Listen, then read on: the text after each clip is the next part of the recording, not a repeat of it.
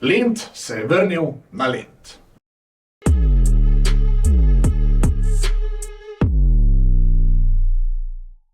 Jutri se zaključuje festival Lent, 32. po vrsti. Včeraj smo peli s plavim orkestrom, danes bomo plesali na Glavnem odru, jutri pa, kdo ve.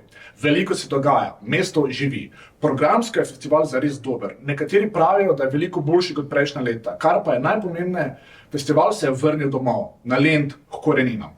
Ponovno je oživela lentovska promenada. Lokali so polni, ljudje se sprehajajo gor in dol. Vrnilo se je lentanje v pravem pomenu besede, se pravi sprehod po mestu, promenadi, postanek pri stojnici z ulično hrano, koncert pri Stari trti, Jurčkovem odru, ulično gledališče. Vinsko lentanje je krasno, oder prav tako. Program na Minoritih je odličen, Art Camp pa je itak nekaj najboljšega za otroke. Na Folkartu pa smo videli folklorne skupine iz celega sveta, celo Maore. Festival se zares splača videti, ga občutiti. Ni kakršen je bil nekoč, je manjši, okrnjen, a tudi tak, kot je, mora naprej. Bi lahko bil boljši? Zagotovo. Na Glavnem odru manjka kakšno bolj zveneče ime. Bo pa treba razmisliti, kam v prihodnje umestiti veliki oder. Sanje o plavajočem, saj vemo, imeli smo ga le mi in avstrijski Bregenz, so le še sanje. Trg Levana Štukla je preozek.